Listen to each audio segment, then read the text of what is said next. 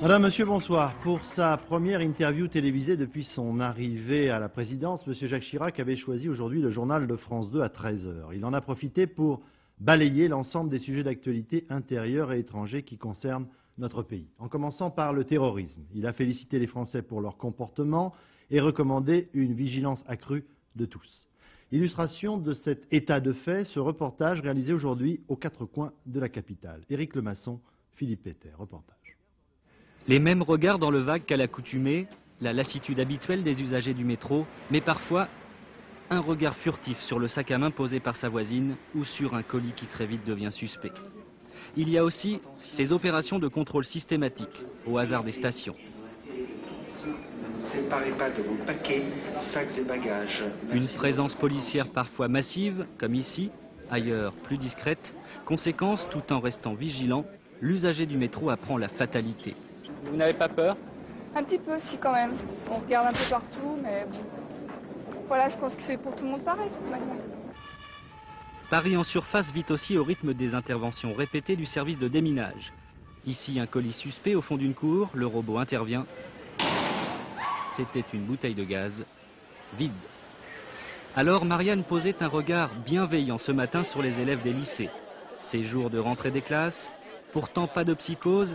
Ici, au lycée Montaigne, la seule marque visible de prudence, c'était cela, des élèves qui entrent par la petite porte, sous le regard incisif de deux surveillants.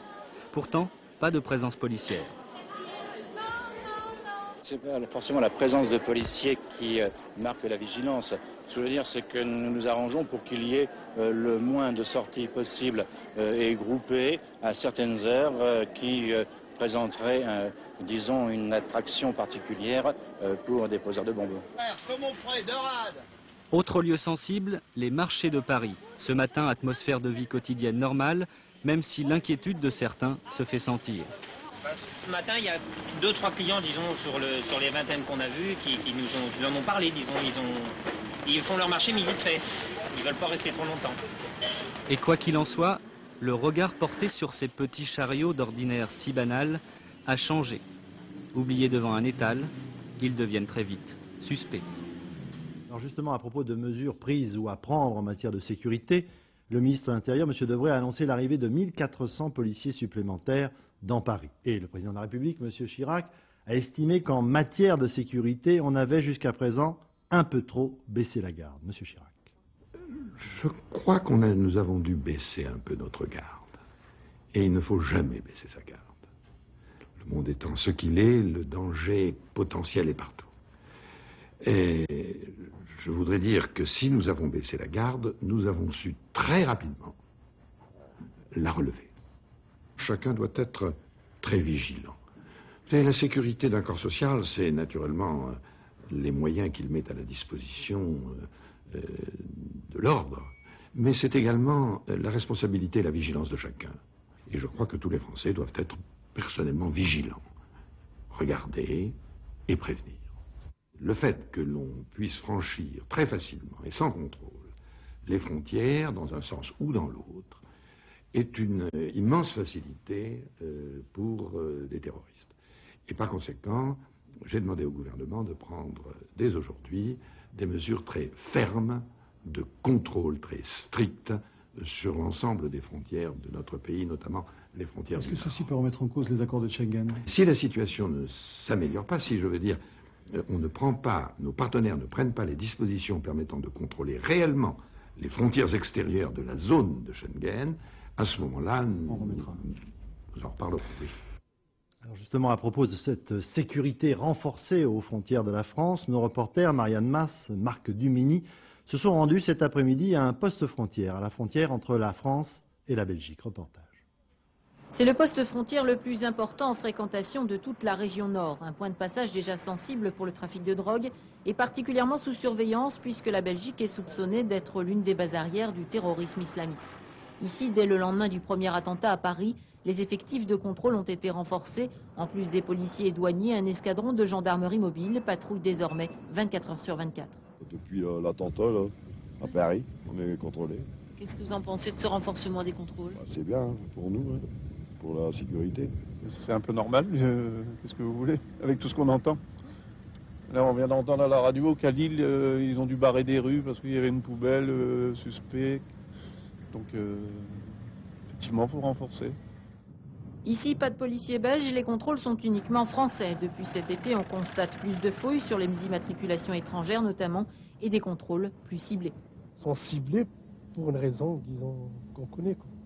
Donc c'est plus ou moins normal. Vous avez la conscience tranquille? Oui, il n'y a pas de problème. Ils vont revenir dans 2 minutes, ils vont nous donner leurs papiers, ils vont nous dire merci, on va. Enfin, j'espère. Au 31 décembre, la France doit théoriquement appliquer les accords de Schengen et donc faire cesser les contrôles aux frontières. Les récentes déclarations du président Chirac vont peut-être en décider autrement. À propos de l'enquête proprement dite sur les derniers attentats ou tentatives d'attentats à Paris et en France, le président de la République a indiqué qu'il n'y avait pas pour l'instant de piste véritablement fiable. Tout de même, la piste islamique apparaît comme la plus probable. Monsieur Chirac. Il ne faut pas désigner sans preuve, et j'attendrai que nous ayons des preuves pour désigner. La piste islamique, oui, elle est, du islamiste, du GIA, bien évidemment. Elle est la plus vraisemblable, vous avez raison de le dire. On ne discute jamais avec des terroristes. On ne parle pas la même langue qu'eux. Et donc si on discutait, on ne se comprendrait pas. Et comme nous avons une morale et pas eux, on serait toujours en situation de faiblesse. Donc on ne discute pas. Du nouveau, justement, à propos des tentatives d'attentats à Paris, dimanche, boulevard Richard Lenoir et place Charles Vallin, dans le 15e arrondissement. Aujourd'hui, ce soir, très exactement, les policiers ont pratiquement acquis la certitude que les 2 bombes devaient exploser simultanément. À Lyon, les 4 personnes considérées comme suspects qui ont été déférés à Paris et qui sont des musulmans intégristes, interpellés jeudi dernier, s'apprêtaient, selon la police, à faire exploser un dépôt d'essence dans la région lyonnaise. L'enquête des policiers lyonnais s'oriente donc vers des commandos formés dans les banlieues difficiles de Lyon comme Vaux-en-Velin. Didier Guyot, Thierry Monnier, enquête. C'est dans ce foyer pour célibataires au sud de Lyon que vivaient depuis 2 ans Joseph Gemme et David Valla, tous 2 Français de souche convertis à l'islam et surtout prêts à faire la guerre contre les infidèles. Joseph Gemme affirme obéir à une mission divine et David Valla, lui, projetait de rejoindre les combattants musulmans en Bosnie. Avec leurs colocataires, ils parlaient peu, mais les visites d'amis islamistes étaient nombreuses. Ils ne sont pas cachés ces gens-là qui faisaient la prière. Ils ne sont jamais cachés, tous les gens de chasse le savaient. Parce que la preuve, c'est qu'ils ont fait une demande de mosquée au maire. Alors, tout le monde savait, mais à part ça, vous savez rien. Ils font partie de l'islam, c'est tout. Dans leur chambre, les policiers découvriront des armes, mais aussi des fils, des composants électroniques, tout ce qui est nécessaire à la fabrication d'une bombe. Comme leurs frères musulmans extrémistes, David et Joseph ont épousé l'islam comme on épouse une révolution. C'est l'absence d'autres perspectives pour sortir de la crise, de l'exclusion dans laquelle on se retrouve, qu'on se réfugie souvent dans les formes les plus radicales, les plus extrémistes. Bilal Belafekir habitait ici à Vaux-en-Velin, entre plusieurs petits boulots et quelques menus larcins. Il s'est laissé séduire, semble-t-il, par la violence islamique. Dans les banlieues, chômage, ennui et misère représentent un formidable terreau pour les extrémistes. Mais dans l'ensemble, la communauté musulmane rejette et condamne cette violence. La grande majorité de la communauté musulmane, notamment, n'est pas du tout prête à ça. Elle est dans sa grande majorité modérée. C'est vrai qu'il y a des minorités agissantes, très agissantes même quelquefois, qui sont prêtes à basculer. Mais je crois que le phénomène est très endigué pour le moment. La guerre sainte menée par les islamistes n'a pour l'heure reçu guère d'écho dans les cités des banlieues. Ici, nul ne veut vivre au quotidien le drame algérien.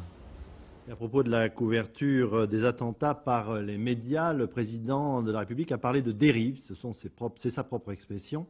Le président du CSA, M. Bourges, envisage de réunir les différents patrons de presse en France et le PDG de France Télévisions, M.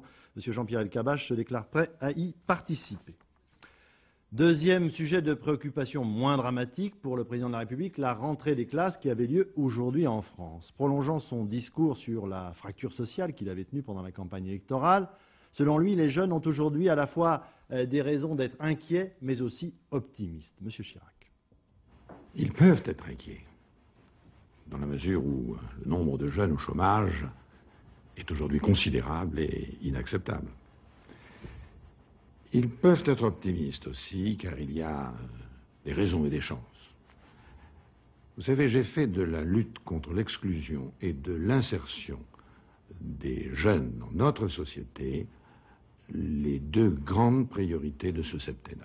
Et il y a des moyens à mettre en œuvre. Alors, s'agissant des jeunes, on peut citer la nécessité d'une réforme de l'éducation, leur donnant davantage de formation concrète et apte à les diriger vers les entreprises. Une meilleure orientation également, elle n'est aujourd'hui pas très bonne. Et puis enfin, il faut un meilleur accueil en entreprise. En bref, Monsieur Chêne, je crois que les Français doivent comprendre aujourd'hui, les adultes doivent comprendre qu'il y a un véritable devoir moral d'insertion à l'égard des jeunes et il faut en tirer toutes les conséquences. Alors ces 13 millions d'enfants scolarisés dans les collèges et lycées français rentraient effectivement en classe aujourd'hui avec notamment des nouveautés en matière d'enseignement. Première journée dans un lycée à Éponne, dans les Yvelines, près de Paris. Chantal Quémerlin, Pascal Caron, reportage. Salut. Pour Céline, comme pour tous les élèves aujourd'hui, la rentrée, c'est avant tout retrouver les copines. À quelques kilomètres, Annie, prof principale de Céline, assure sa rentrée et celle de ses deux enfants. Mais pour tout le monde, être en 6e, c'est décisif. Qu'est-ce que tu attends du collège ? De m'apprendre, pour que ça m'apprenne beaucoup de choses, pour qu'au lycée je sois bonne et que j'essaie de ne pas redoubler, parce qu'il y en a beaucoup qui redoublent au lycée. Certains sont en difficulté, d'autres au contraire sont avec un très haut niveau. Eh bien, c'est à nous de nous adapter et de les entraîner le plus loin possible. Pour les quelques 25% des élèves de 6e qui ne savent pas correctement lire, écrire ou compter, tous les collèges appliquent cette année la consolidation. Le français et les maths sont renforcés en petits groupes de soutien. Les élèves auront chaque soir des études dirigées pour acquérir une bonne méthode de travail. Et si le niveau n'est pas acquis en juin, on redoublera. Il y a une réelle question à se poser sur le suivi des élèves à la maison, notamment, sur nous, nos techniques d'enseignement. Pourquoi est-ce que ça ne marche pas? On a peut-être vraiment de réelles questions à se poser nous-mêmes. C'est aussi le grand retour du latin proposé en option pour la seconde année du collège. Très bien, très bien. Oui, ça va. Mais toutes ces réformes n'entament pas le moral ni des élèves ni des profs qui restent toujours soumis au même régime, même si les menus varient souvent. Autre préoccupation, l'éducation nationale, essayer de combler ce fameux fossé entre les jeunes Français les plus défavorisés et les autres qui ont plus de chance. Le décalage est parfois décourageant, il faut bien le dire, et pourtant des tentatives sont couronnées de succès. C'est le cas à Aulnay-sous-Bois, dans la banlieue parisienne, un quartier composé pratiquement à plus de 80% d'enfants étrangers et de Français d'origine étrangère. À force de discussions, de travail, des progrès ont été véritablement réalisés. John-Paul Lepers, Arnaud Le Goff, reportage. Assini Samia, Ndiaye Ibrahim, Souila Soreya, Tadjer Omar, Yayaoui Lamine, Zawi Ossi. Aujourd'hui, on repart à zéro. Oubliez les bombes lacrymogènes, les pierres et les insultes qui avaient perturbé le collège l'année dernière. Ce sont les retrouvailles. Parmi les 1200 élèves, très peu de Français, 75% sont de nationalité étrangère. Ce qu'il faut savoir, c'est qu'une partie des élèves dans ce collège sont français, mais nés de parents maghrébins. Donc vous voyez très peu de blancs au sens typique du terme. Madame Herrera Castillon, professeure d'espagnol, accueille la 4e J, une classe peu nombreuse, seulement 26 élèves. Nous sommes en zone d'éducation prioritaire. Une majorité de filles de confession musulmane, mais ici, pas question de foulard. Je pense que parce qu'il y a eu depuis des années un partenariat avec les familles, avec les associations locales qui font pas mal de boulot, avec un grand nombre de gens qui n'ont qu'un intérêt, c'est qu'il n'y ait pas de problème dans le quartier, on n'a pas de problème de foulard. Voilà. Toi, alors je ne me vois pas avec un foulard. Non. À l'école. Pourquoi? Je sais pas. Là, on montre pas. Pourquoi? Parce que c'est interdit. La loi est respectée et en plus, les résultats suivent. En 3 ans, la réussite au brevet des collèges a doublé, de 32 à 64% l'année dernière. Un succès fragile qui dépend des efforts de chacun, les pouvoirs publics, l'équipe éducative, les familles et les jeunes. Parmi les autres chevaux de bataille de M. Jacques Chirac, les rythmes scolaires en France. Il faut, dit-il, en France mieux diviser la journée de travail d'un lycéen, d'un collégien, les matières les plus difficiles le matin, matières d'éveil, sport et musique l'après-midi. Jacques Chirac. sur la durée d'un septennat, car ça ne se fera pas avec une baguette magique, il faut que nous ayons partout en France un système qui consacre le matin aux disciplines, je dirais, de la connaissance traditionnelle, et puis l'après-midi aux disciplines sportives et aux disciplines de la sensibilité, les enseignements artistiques au sens le plus large du terme. Parce qu'aujourd'hui, nous avons des enfants qui ont facilement, en raison de leur situation sociale, accès à ces disciplines, donc à la culture, donc à l'épanouissement, et d'autres, hélas, très nombreux, qui n'ont pas cet accès pour des raisons, je le répète, d'environnement social. Et c'est à cela qu'il faut permettre d'avoir l'égalité des chances avec les autres, qu'il s'agisse des enseignements artistiques, qu'il s'agisse du développement des sports. M. Chirac vient de parler de la durée d'un septennat pour ces réformes. Il faut dire que le bon rythme scolaire est un véritable serpent de mer en France. Et pourtant dans des pays comme l'Allemagne, eh bien, ce bon équilibre, ce parfait équilibre a été pratiquement trouvé. Bruno Albin, à Berlin. La rentrée, déjà du passé, pour bon nombre des quelques 9 millions d'écoliers et lycéens allemands. Les grandes vacances ne durent ici que 6 semaines et la plupart des écoles ont réouvert début août. Le rythme du travail scolaire, un rêve. Dans le primaire, par exemple, à 9 ans, un petit Français passe chaque année 936 heures en classe, ses camarades allemands 705 heures seulement, 230 heures de moins. Tous les matins, mercredi compris, les matières traditionnelles. L'après-midi est libre pour les activités facultatives. Moyennant une petite cotisation, les sportifs peuvent pratiquer tout à loisir, tandis que les autres s'initient aux arts plastiques, à la danse et à la musique. Un système théoriquement idéal, mais pour beaucoup d'entre eux, le sport n'est plus l'activité numéro 1. Il y en a encore qui veulent bien pratiquer, mais pas dans le cadre des associations.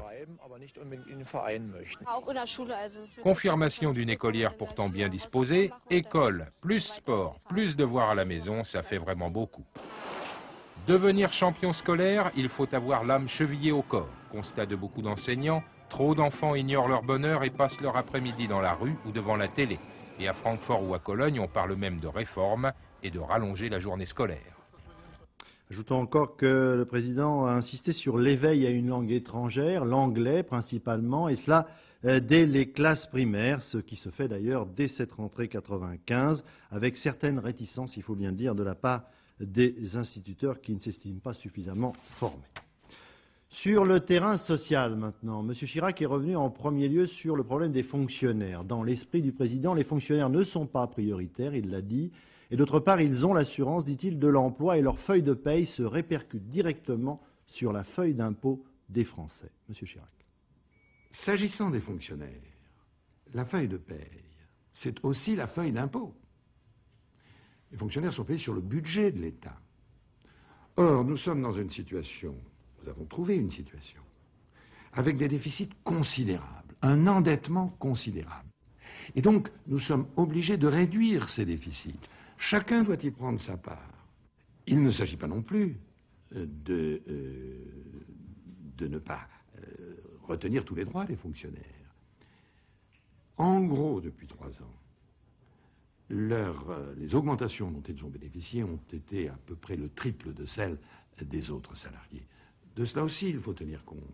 Et ils ont en plus une garantie de l'emploi. Alors, il ne faut pas, bien sûr, les oublier, ne serait-ce que parce qu'il faut aussi les motiver. Mais il faut bien comprendre qu'il y a des priorités et admettre que ces priorités viennent les unes après les autres. Alors, vous en doutez, il y a des réactions du côté des syndicats qui ont écouté les propos de M. Jacques Chirac sur ce problème des fonctionnaires. Frédéric Rota, François-Xavier Bunel, reportage. C'est avec la même attention, mais aussi avec le même scepticisme, que les syndicats ont écouté hier Alain Juppé à Matignon et aujourd'hui Jacques Chirac à la télévision. À la CFDT, on regrette que le président n'ait pas abordé la question de la réforme de la sécurité sociale. Ce que l'on affirme avoir entendu ici, ce sont surtout des silences. Pour Nicole Notat, Jacques Chirac n'a pas développé d'arguments convaincants, ni sur l'UNEDIC, ni sur les fonctionnaires. On ne va pas aujourd'hui punir les fonctionnaires parce qu'on leur a fait une réforme qui était nécessaire en son temps de la grille de la fonction publique. Donc cet argument n'est pas recevable et les autres arguments qui tentent à opposer les fonctionnaires ou ce qu'il touche à d'autres catégories n'est pas davantage convaincant. Monsieur le Président de la République a dit on ne doit pas opposer les catégories entre elles. Est-ce qu'on peut dire cela et en même temps indiquer les fonctionnaires ont eu 3 fois plus d'augmentation que le privé? Mais c'est pas vrai en plus, c'est une inexactitude. Au-delà du discours officiel des centrales syndicales, c'est le sentiment d'incompréhension qui domine chez les fonctionnaires. Diviser les travailleurs avec ou sans emploi pour les monter les uns contre les autres, et les fonctionnaires de tout temps ont toujours servi de bouc émissaire pour faire passer une pilule. C'est la goutte d'eau qui fait déborder le vase. Nous avons eu des semaines, des mois, même des années de vaches maigres, ça va continuer. La solidarité ne se fait pas par le bas, je pense qu'elle se fait plutôt par le haut. Et lorsque c'est pas parce que nous avons moins de salaire que les chômeurs ont un pouvoir d'achat plus élevé. Même si le mot a été prononcé, les syndicats n'appellent pas encore à la grève. La fonction publique est d'ores et déjà le dossier sensible de la rentrée. Dernier élément sur le terrain social, entre une certaine forme de brutalité ou de franchise, comme celle de M. Madeleine, auquel d'ailleurs M. Chirac a renouvelé son amitié, et puis aussi la méthode Juppé, eh bien, le président Chirac a développé la méthode Chirac. Nous sommes dans un temps profondément marqué par les conservatismes. Qu'il s'agisse de l'État, qu'il s'agisse des syndicats, qu'il s'agisse des forces politiques, il y a un profond conservatisme. Et le meilleur moyen de le conforter, ce serait d'avoir des sujets tabous. Le meilleur moyen de faire tomber le conservatisme ou de l'ébranler, c'est de pouvoir parler librement de tout. Donc pas de sujet tabou. Alors vous me citez le cas d'Alain Madeleine, pour lequel vous le savez, j'ai beaucoup d'estime et d'amitié. Mais je voudrais simplement dire que on ne réforme pas en opposant une catégorie de Français à une autre catégorie de Français. On ne réforme pas en cherchant des boucs émissaires. On réforme en cherchant à rassembler tout le monde. Alors je comprends qu'il y ait ceux qui défendent leur mandant, c'est naturel, leur chapelle, leur groupe. Mais le gouvernement, lui, doit avoir pour souci de renforcer la cohésion nationale, de privilégier ce qui rassemble les Français, d'éliminer ce qui les divise, et de ne pas répondre à des sollicitations particulières, mais de répondre à des exigences générales et nationales.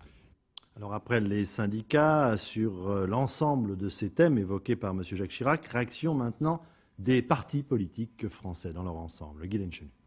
Je trouvais qu'il était très surprenant de voir le président de la République poursuivre son discours de campagne électorale pour éclairer ou expliquer une politique qui n'a plus rien à voir avec cette campagne électorale. Bon, sur les essais nucléaires, hier on nous expliquait que les experts allaient être mis à leur place et aujourd'hui on explique que c'est eux qui vont tout décider, y compris de l'arrêt des essais. Hier on nous expliquait qu'on allait restaurer le crédit de la France sur la scène internationale et puis aujourd'hui on voit bien que ce crédit est singulièrement atteint par cette décision. Et puis surtout, hier, pendant la campagne, on expliquait qu'on allait réduire la fracture sociale. Et puis aujourd'hui, on a comme seule décision à annoncer le blocage des salaires des fonctionnaires et l'annonce de la baisse des droits de succession pour les entreprises. Donc je pense que les Français comprennent ce que cela veut dire. Jacques Chirac dit qu'il y a absence de moyens pour répondre aux urgences sociales. C'est faux. Il y a de l'argent. Il faut le prendre où il est et mettre à contribution les puissances financières. Les privilégiés ne sont ni chez les rémistes ni chez les fonctionnaires. Il y a l'argent des profits, il y a l'argent de la bombe, il y a l'argent de la spéculation. C'est à cela qu'il faut s'attaquer. C'est ce que nous demandons. Et nous le demandons avec la ferme volonté d'arracher tout ce qui peut améliorer la vie des gens. Parce qu'il y a beaucoup de souffrances, beaucoup de difficultés. Alors, le président de la République a également évoqué le problème des essais nucléaires français. On va l'entendre dans un instant. En attendant, à Mururoa, on est toujours dans l'attente du premier essai nucléaire français qui apparaît comme imminent maintenant, on dit dans quelques heures. Toutes les opérations de préparation du tir sont achevées. Patrice Pellet. 6 semaines avant qu'elle n'explose, la bombe est arrivée en kit à Mururoa. Expédiée par avion de métropole avec les consignes de montage, la tâche des techniciens consiste maintenant à réunir les différents éléments. Un schéma bien connu des ingénieurs du commissariat à l'énergie atomique qui ont derrière eux 192 essais. Les cases à équipement sont reliées, l'électronique vérifiée et ici, tout au bout dans cet alvéole, la charge nucléaire est mise en place. Techniquement, la bombe est prête. Reste ensuite à fermer le conteneur sur toute sa longueur et à en vérifier l'étanchéité. Cette opération terminée, l'engin est transporté vers sa plateforme de descente. À l'intérieur du lagon, les 8 puits pour les 8 expériences sont déjà forés. Par 40 mètres de profondeur, c'est par l'ouverture d'un de ces puits que la bombe est descendue, avec d'infinies précautions. La date et l'heure de l'essai jusqu'à présent tenus secrets sont dévoilés à l'ensemble du personnel. La chronologie finale est déclenchée. Plusieurs ordinateurs démarrent. Jusqu'à l'explosion, la séquence est en mode automatique. On vérifie une dernière fois que la zone est bien dégagée, qu'aucun écologiste ne se trouve dans le périmètre interdit. Sur l'atoll, le personnel a été regroupé et compté. Personne n'a l'autorisation de circuler. Puis ce sera l'explosion, l'onde de choc à la surface. Les prochains tirs se dérouleront tous de la même façon.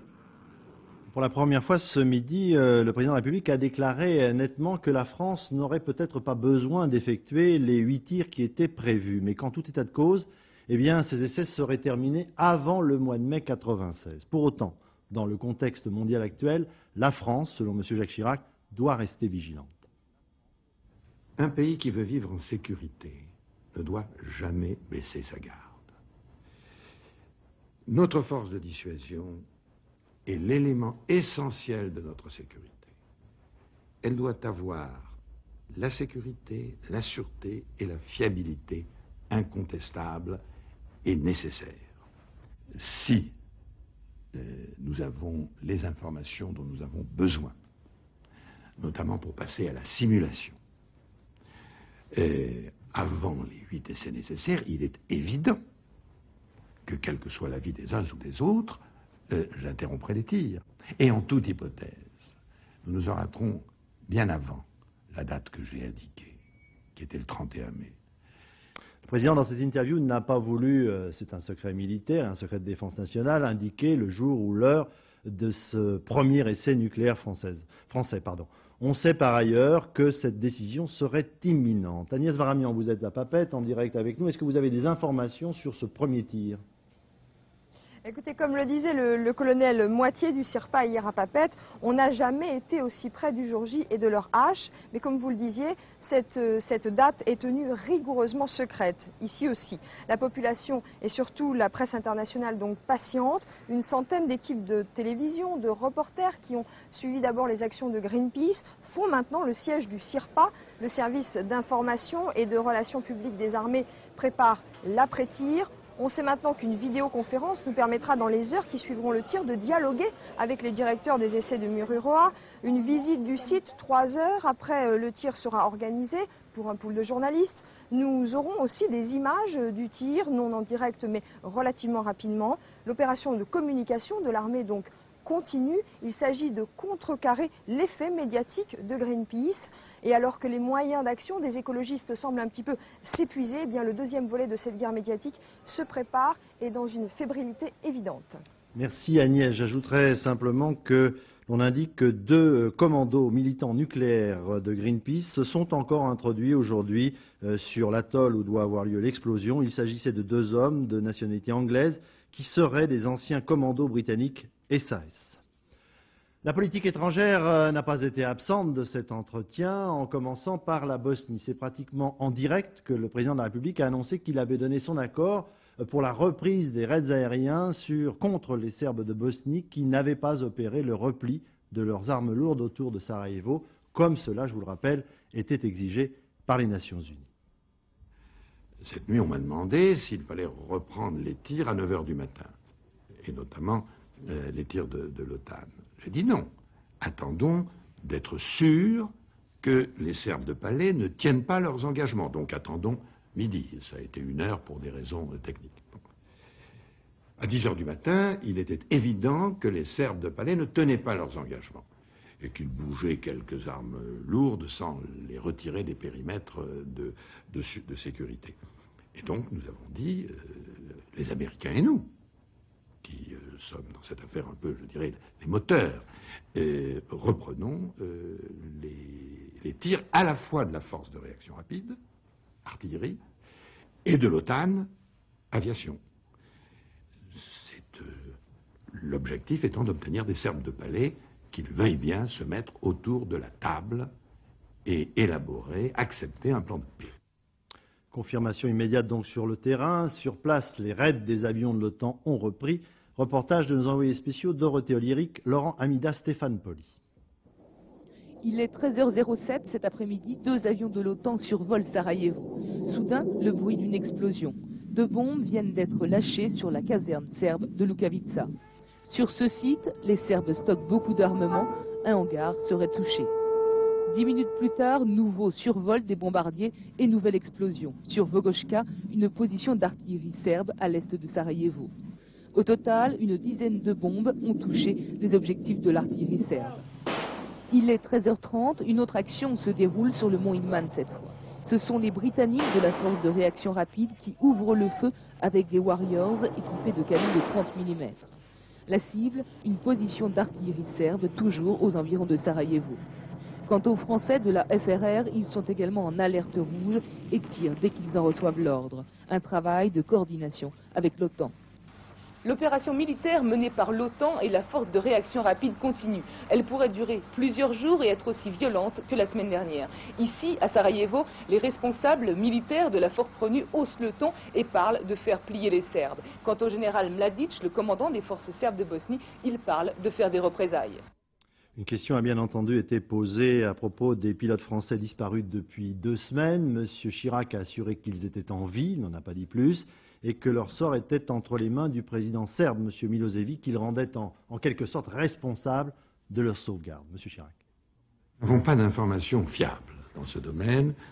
J'ai simplement dit, il y a 3 jours, au président Milosevic de Belgrade, le président de la Serbie, que je considérais que son autorité était en cause et que, bien entendu, je le tenais un peu pour responsable de nos 2 officiers. Alors donc, nous savons qu'ils sont vivants, mais c'est tout ce que nous savons de façon certaine. Voilà, et d'après nos dernières informations recueillies par la rédaction de France 2 et qui sont en notre possession, les 2 pilotes seraient effectivement en vie, mais sans doute aux mains des Serbes de Bosnie. En attendant, aujourd'hui donc, les avions de l'OTAN qui ont repris leur raid ont essuyé des tirs venant des lignes des Serbes de Bosnie. François Cornet. L'OTAN et l'ONU justifient la reprise de leurs opérations par le fait que les Serbes n'ont pas montré leur réelle volonté de retirer leurs armes lourdes autour de la capitale bosniaque. Les observateurs des Nations Unies affirment qu'une vingtaine seulement de pièces d'artillerie ou de blindés serbes auraient quitté leur position pour se replier au-delà de la zone d'exclusion. Les Serbes ont essayé de médiatiser ce repli en convoquant les caméras occidentales et l'on observe effectivement sur ces images tournées la nuit dernière que les chars serbes bougent, mais rien ne prouve qu'ils se retirent réellement au-delà des 20 km fixés par l'ONU. Ces mouvements ne pourraient être qu'un leurre. On ignore ce soir le nombre d'appareils engagés, aujourd'hui par l'OTAN. Les avions de combat ont décollé comme la semaine dernière du porte-avions américain Theodore Roosevelt en Adriatique et des bases de l'OTAN en Italie. Les cibles visées seraient semblables à celles des précédents raids, batteries antiaériennes, entrepôts, usines de munitions, centres de transmission et radars. Au cours des opérations de bombardement, les avions de l'OTAN ont effectivement essuyé des tirs de batteries antiaériennes serbes, notamment autour de Sarajevo, mais tous les appareils ce soir sont rentrés à leur base. Le mystère en revanche s'épaissit sur le sort des 2 pilotes du Mirage 2000 français tombés mercredi dernier en Bosnie. 6 jours après qu'ils se soient éjectés entre Sarajevo et Palais, le fief des Serbes bosniaques, l'OTAN ne les a toujours pas récupérés. À Palais comme à Belgrade, la rumeur court, les pilotes seraient aux mains des Serbes de Bosnie, comme ces derniers l'affirmaient dès jeudi dernier, mais depuis plus rien, les Serbes ont laissé courir la rumeur sans la confirmer ni la démentir. Ils n'ont pas non plus montré les pilotes. Ces derniers sont vivants, le ministère de la Défense le confirme toujours, mais sans préciser où ils se trouvent. Il ne semble pas exclu en fait que les 2 pilotes soient effectivement aux mains des Serbes, mais aucune source officielle ne le confirme. Actualité internationale, c'est encore Madame Clinton, l'épouse du président américain, qui brise le silence dont sont victimes les femmes en Chine. Elle dénonce notamment la pratique des avortements forcés dans le cadre de la politique chinoise de limitation des naissances. De son côté, Madame Chirac, qui est également à Pékin, est intervenue officiellement en faveur d'une douzaine de dissidents dont la France réclame officiellement donc la libération. Avant de s'intéresser aux essais nucléaires français, Greenpeace s'était engagé, souvenez-vous, au début de l'été, dans une vaste campagne de boycott de la société pétrolière Shell, affirmant qu'une de ces plateformes pétrolières, qui devait être sabordée dans l'Atlantique Nord, risquait de provoquer une pollution très importante. En fait, les techniciens de Greenpeace s'étaient trompés. Ils ont présenté aujourd'hui officiellement leurs excuses. Londres, Bernard Lebrun. Les 4 flammes de la victoire, celles des militants de Greenpeace sur la plateforme Brandspar, c'était en juin dernier. Ils venaient de gagner la bataille contre la Shell.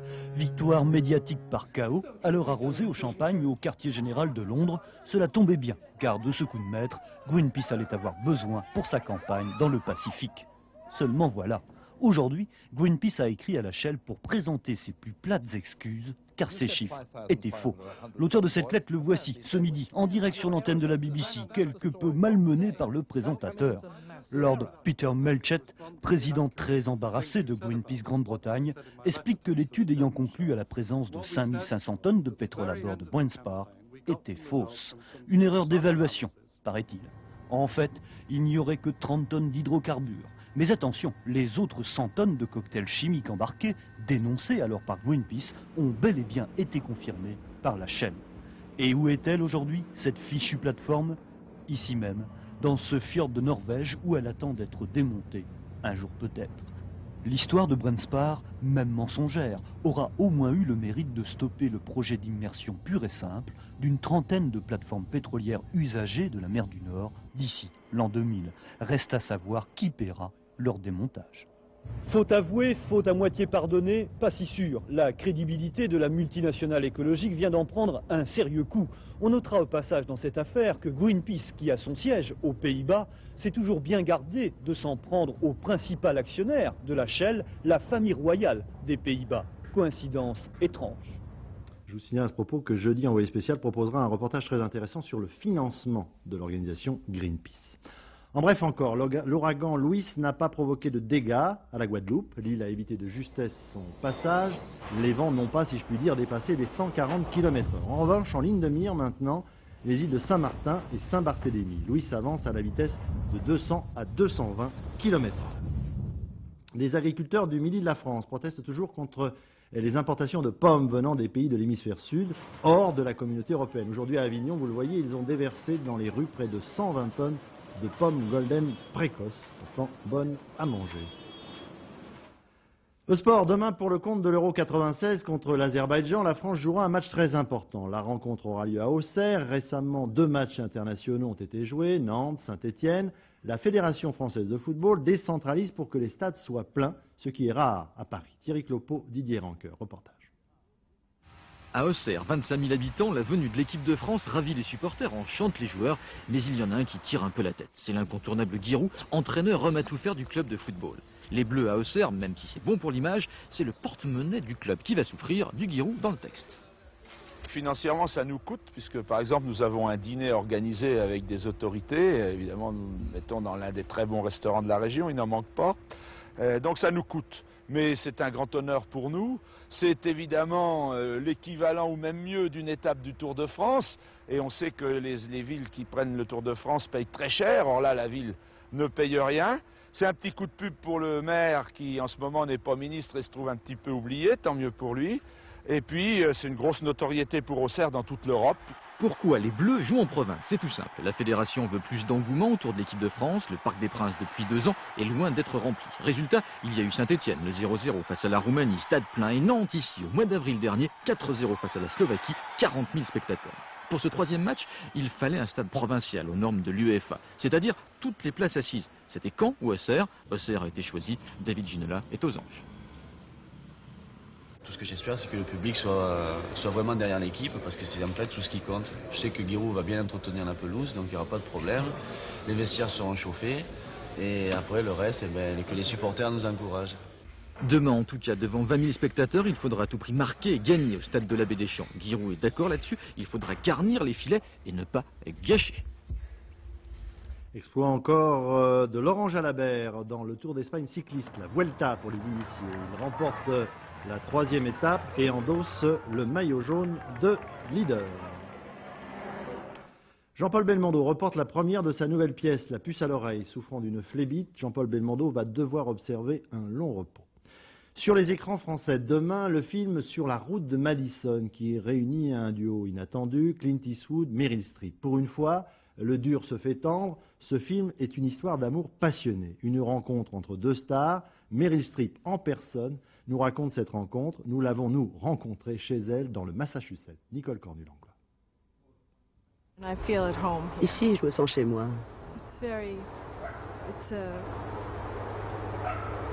Je me sens moi-même. À Los Angeles, je ne sais pas qui je suis. Ici, j'ai l'impression d'être vraiment Meryl Streep. C'est donc Meryl Streep que nous sommes allés rencontrer de bon matin à Stockbridge, dans le Massachusetts, tout près de l'endroit où elle a choisi de vivre avec son mari sculpteur et ses 4 enfants. Un paysage qui ressemble étonnamment à celui de Madison County, où vit la femme qu'elle interprète, Francesca. I'll close my eyes. Francesca, c'est un personnage très complexe à jouer. Un personnage qui s'éveille au cours du film. Elle ne se consacrait qu'à elle-même et à sa famille. Son horizon était limité par la vie qu'elle avait menée jusqu'alors. Et puis arrive un homme qui lui fait prendre conscience qu'il existe une infinité de possibilités dans la vie. Je pense que c'est une magnifique histoire, comme un conte. Il y a quelque chose de vrai qui cherche à s'exprimer, à savoir que l'être humain n'abandonne jamais un rêve.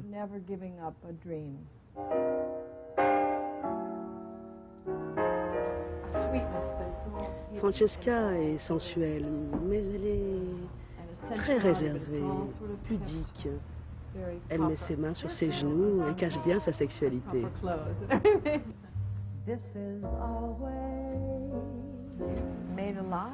C'est le milieu de sa vie. Et tout à coup, on pourrait presque entendre son corps chanter. La musique y est pour beaucoup. D'habitude, quand vous voyez un film, la musique a été composée après. Mais Clint avait à l'avance une idée très claire du type de musique qu'il voulait. J'avais de lui l'idée de quelqu'un de très distant, sans concession, inaccessible. Mais l'homme que j'ai rencontré était presque tout le contraire de cela. Il était peut-être distant et inaccessible, mais pour ce film, il avait sans doute décidé de révéler d'autres aspects de sa personnalité. Et vous aimeriez tourner avec un réalisateur français? Si le réalisateur est très enthousiaste, moi, je sais ce que je dois faire. Et puis, je parle français. Oui, par exemple, vous pouvez dire quelques mots en français? Pardonnez-moi pour ma pauvre français. Il y a aussi Bonjour la France. C'est demain donc sur les écrans en France, sur la route de Madison. Dans un instant, la météo, Nathalie Riouet, 20h50, La Rivière Espérance, 2e épisode. Dernier journal, Philippe Lefay, Télématin, 7h50, Gérard Leclerc reçoit Yves Bonnet, ancien patron de la DST dans Les 4 vérités, 13h, Patrick Chêne. Et moi, je vous retrouve avec plaisir, si vous le voulez bien, demain à 20h. Bonne soirée sur notre chaîne. À demain.